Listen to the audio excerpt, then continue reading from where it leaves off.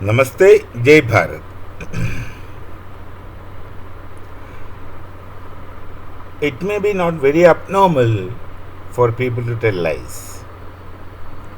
The early psychological theories would say that lies, when someone speaks, or when someone speaks a lie, to say a lie, one needs to exercise an effort. Lies don't come spontaneously.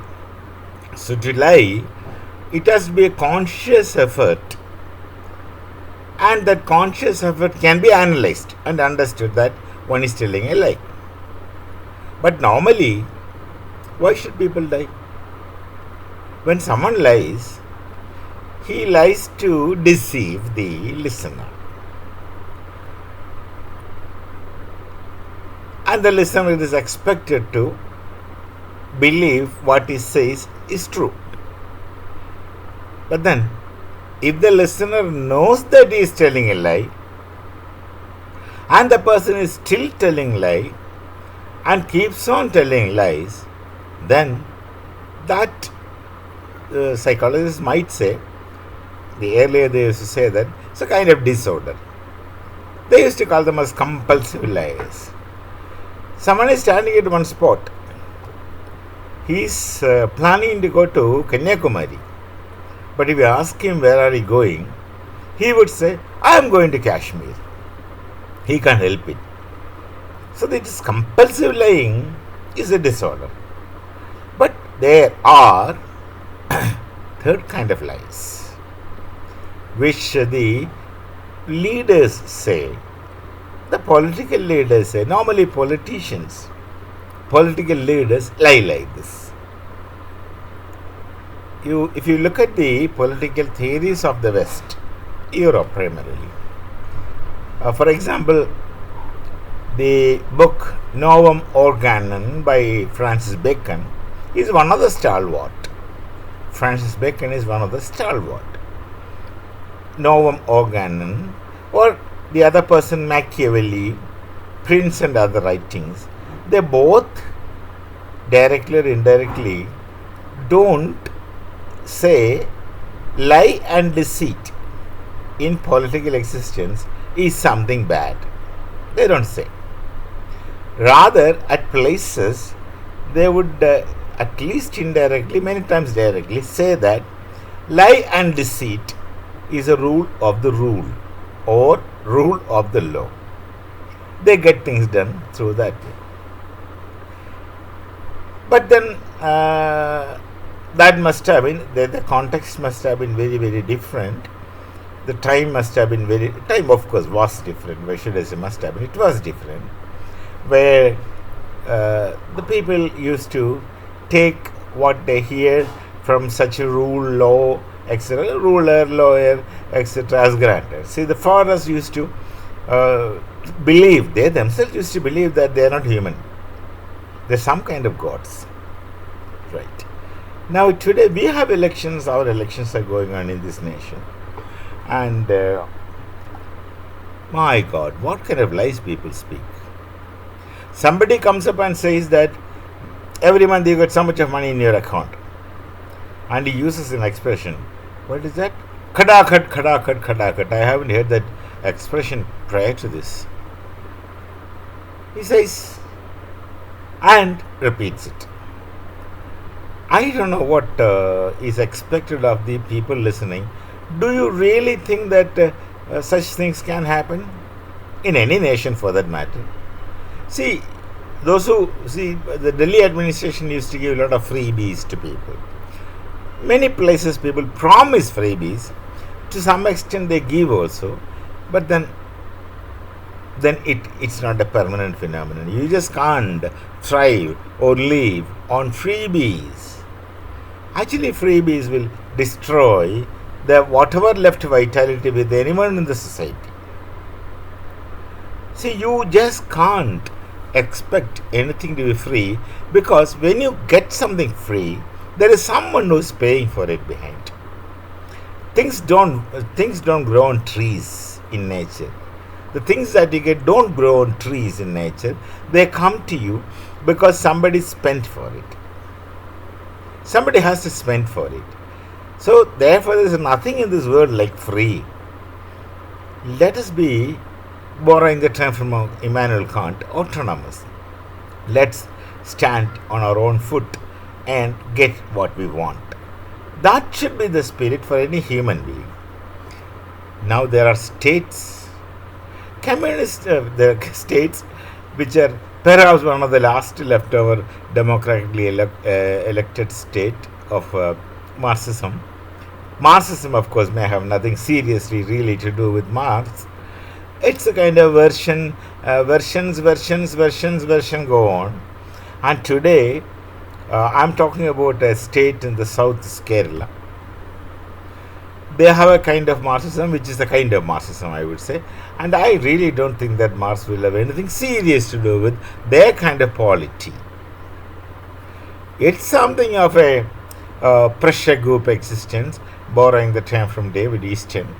It's a kind of a pressure group existence with a lot of freebies.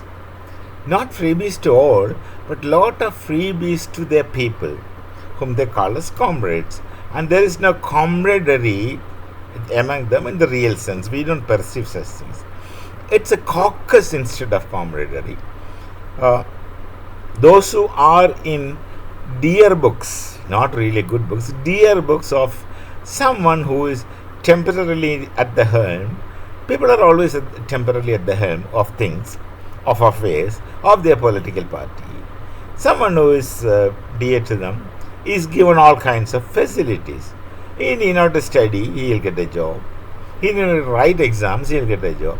Now these kind of things had been going on. Everyone knows it, and no one really can do anything, because they have such blindfold followers. See, most of the followers of the communists in Kerala are following them out of hatred to somebody else. They have instilled fear in the minds of the minorities that the majority rule. No, this is what they have done during after 1847 till 1947, the period. This is what the Muslim intellectuals had been doing to create a fear in the minds of the people of Bharat, the Muslims of Bharatiya Muslims, that if when the British goes, the Hindus will come to rule and the Hindus will ruin you and they will dominate you, as you would have dominated, you means as we would have dominated them in a similar situation where the Muslims are majority. Their part is fine. They have history of doing it. But the other part is not fine. We don't have such histories. So they say all kinds of lies, and they take all kinds of what is that? If they do anything to do anything, they do anything to get their things done. There is no limit. The sky is a limit for such people. Lot of money had been swindled, managed, saved, sent abroad, and somebody in the authorities, relative, forms companies in different parts of the world, outside, different parts of the world, and whatever corruption they do here, for favoring some agency, they get huge funds transferred to their spurious companies. What is that company called? There's a name for that. That's spurious companies. And that money somehow, I don't know where they put it and what they're going to do with so much of money, but it's a kind of psychosis. Like the compulsory liar who can't help it lying, some people cannot help but amassing money. You should call them as compulsory corruption people. They can't help it. They have to gather money, keep gathering money. What on earth are you going to do with so much of money? Nobody knows. How much a person needs for his life? No one thinks. One should need sufficient for his subsistence, and you are not going to do anything. You don't need you don't have to really dream of having a private jet to move around. Where on earth are you going to move around? Who is going to listen to anyone at all? Until you are really a Dharmatma. When Bharat people will listen, if it is Dharmatma. Anyway, this is what is happening. Unfortunately, lies and deceits. And these people are so spontaneous liars. I don't think the psychology theory of having to exercise an effort to speak a lie, I don't think They speak like so spontaneously, so naturally, without any effort, because that has become a matter of fact, and that is what ought to be understood as a disease or disorder. These things happen. Somebody talks about money coming into the account, khadakat, khadakat, khadakat. From where he creates this fund to be khadakatting to people's mind accounts. What nonsense! And somebody says everything I'll give free, electricity I'll give free. Somebody has to pay for it. Who will pay? Ultimately, it is you who pay. It's you who pay. The farmer of this nation, he has to bear. And then there are external agencies abroad. They have their own interests to destabilize our nation. Destabilize because they are afraid. They fear that if this nation is strong, they cannot have their ways with us and within us. They cannot have, obviously, and they should not have. We should not allow. So we should understand these things. And this communist Marxism itself, I'll tell you right now that the Marxist parties have nothing to do with Marx. Marx must be really turning in his graves by looking at the kind of Marxism what you see around. That I would say that. Marxism theoretically ought to stand for classlessness and statelessness, right? Classlessness and statelessness. He speaks about a classless society, which of course is a dream. He had dreamed of a classless society, then he had devised a method to attain or reach classless society through his materialistic dialectics. Fine. And where he brings the point, the culminating point of the movement of materialistic dialectics, which is the highest synthesis, if I am allowed to say, in dialectics, that's the highest synthesis, maybe not in Marxism, the highest synthesis, where the classes will cease to exist. And overnight Marx himself knows very well, and Lenin also himself knows. Overnight class doesn't cease to exist. With revolution, classes doesn't cease to exist. It turns into one class society. They themselves have told you it is dictatorship of proletariats, which is really a dictatorship of one class, which is one class society. But the elements of the other class, bourgeoisie, is still there. And until that withdraws, how long it takes, no one knows. Until that withdraws, it will be a class society, one class society. But the dialectics doesn't work, because there is no contradiction and conflict. And if there is no contradiction and conflict, there will be no synthesis. There will be no interaction between thesis and antithesis, and no synthesis. So they design a thought of criticism, self-criticism, etc., going on. So nonetheless, in the Marxian perspective, there should be stateless situation. Class will wither away. Then what has to wither away is state will wither away.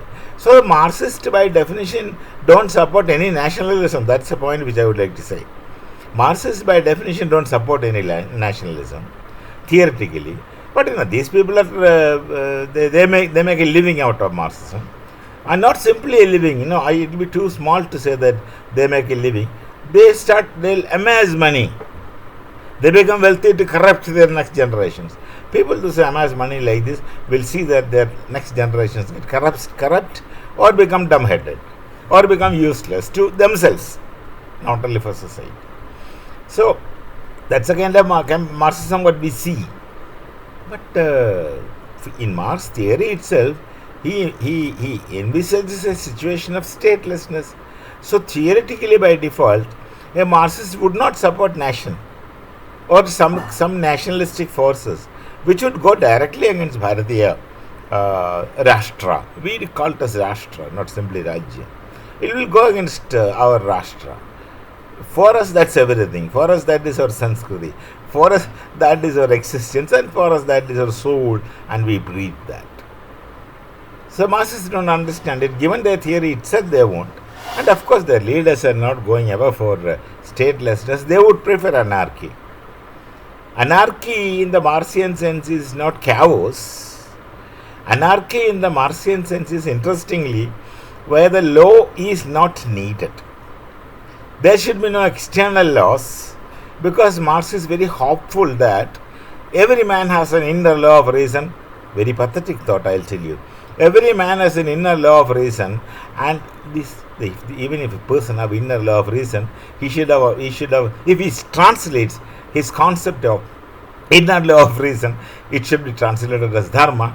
Then the dharma has an imperativeness, inbuilt, self-created imperativeness. Then it is okay. But Marx simply imagines a situation where everyone has an inner law of reason, and if the objective law in the society is not conflicting with your inner law of reason, or if the objective law in the society is one with the inner law of reason, then there is no enforcement of law required, then there is no police required, then there is no state required. This is his fantastic fantasy. Flight of imagination must have some checks and restrictions. Or in his case, there's nothing like that. He really takes off. Marx really takes off in his fantastic fantasy to say that the objective law out there shall be one with the inner law of reason. No, you read economic and philosophical manuscripts of 1844. He writes that in it. Economic and philosophical manuscripts of 1844 writes in it.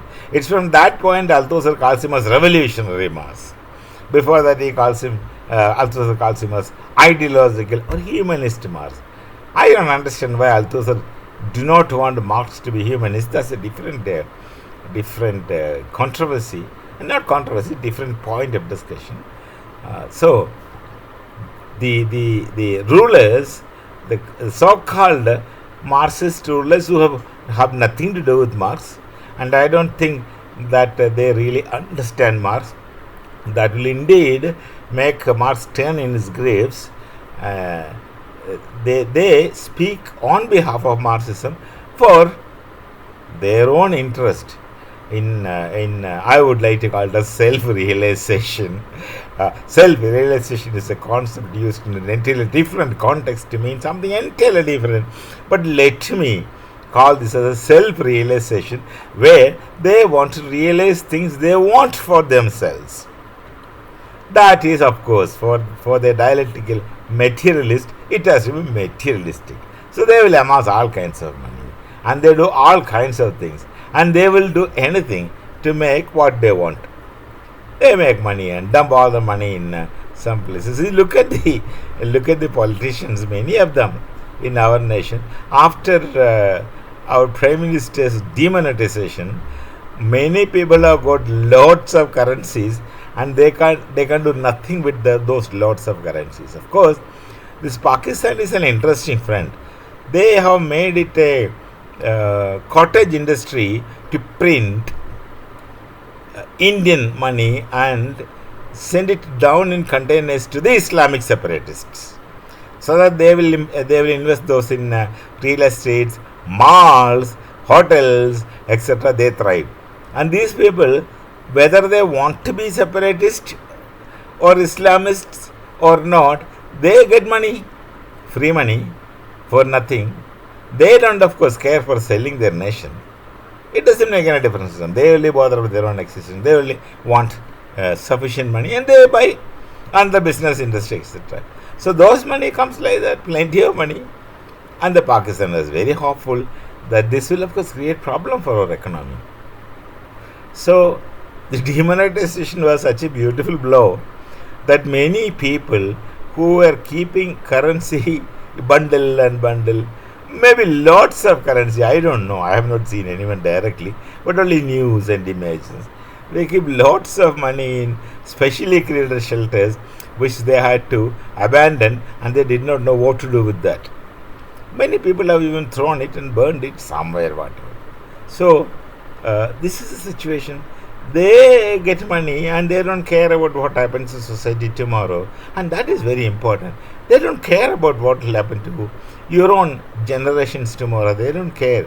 They don't care about the next generation. Of course, the future generations won't really care about you. How many of us can recall and remember the name of a great grandfather? No, very few. Somewhere it is written, very few. and you have no sentimental attachment to him. So this, of course, is a mundane fact.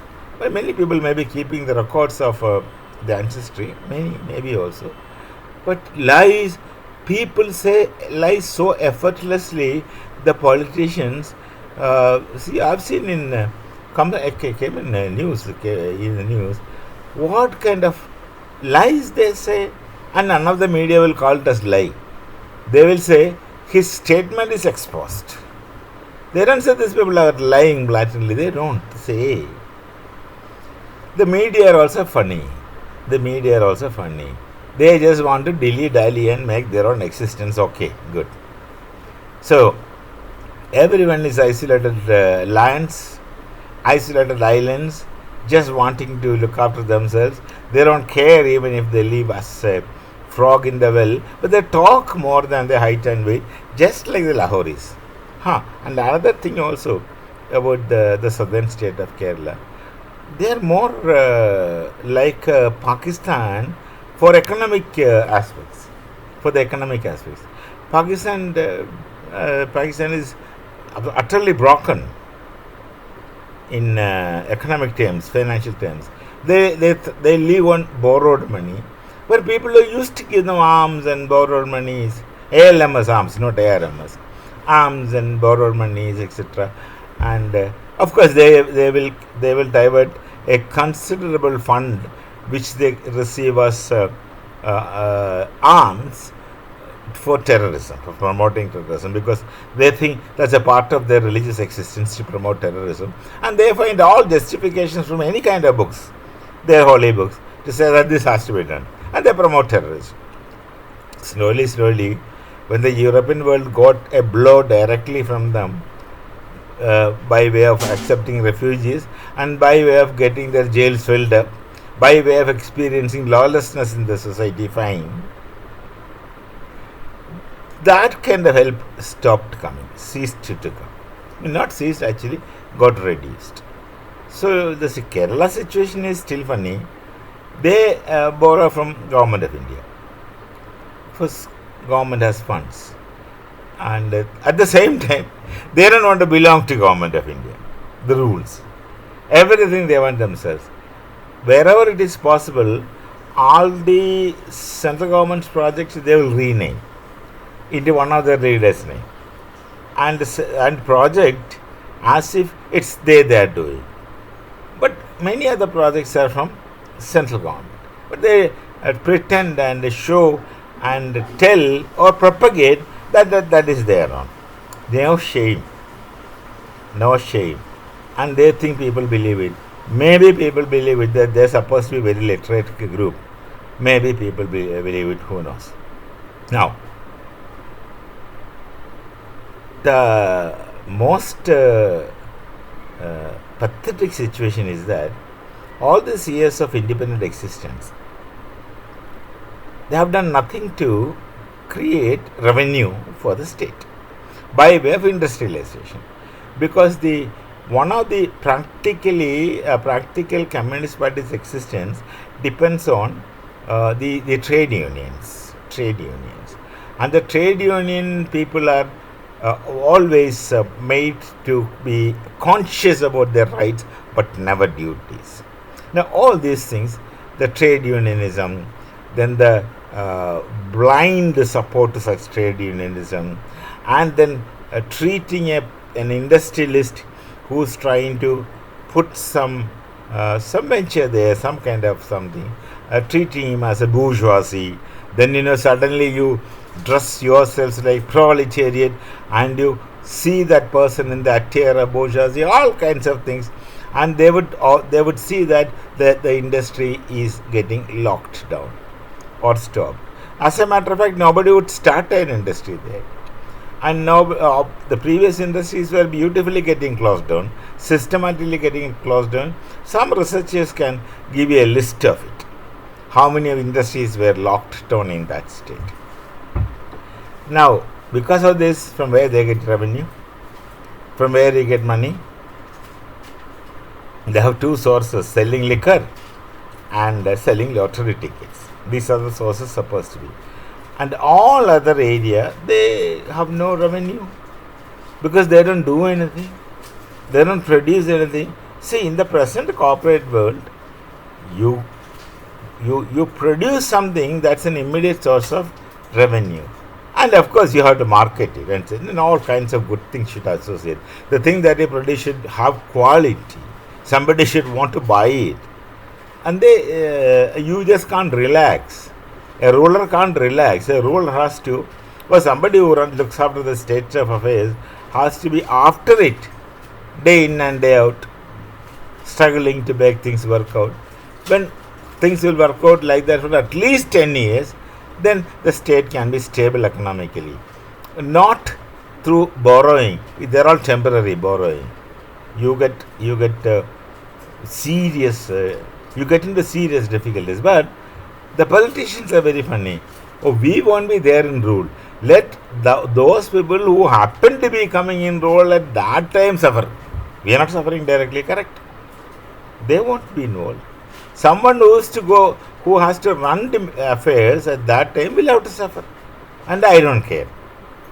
This is a very irresponsible attitude for people who are hoping to govern the country. Very responsible attitude. And that's exactly what the Khadakat fellow also is telling. He doesn't care. Because he is sure that he need not to do anything. Things will just pass on. So telling lie has become so natural to many people very spontaneously. So it has become a matter of fact. And there is a contradiction between Marx and Marxism will go on and on. Though Marxism will wither away in due time, it is already withered away to great extent with many people. So it will continue. It will wither away in due time. In due time, and then let's see what happens to the such states who were trying to live on borrowed expression. You can always take a lesson from Pakistan where they're heading. You can't predict. It's unpredictable what will happen to Pakistan. They have added problem than this poverty, because lawlessness. The same situation is there in many places.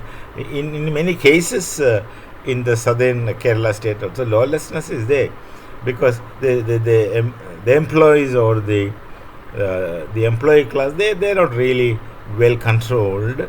Each one is autonomous there for his own existence, and there is no general discipline, in fact. And those who are actually wishing to work under a stipulated discipline rule may have less say to do things. Anyway, this is unfortunate situation in a nation like us. Till we meet again, Namaste, Jai Bharat, Jai Shri Ram.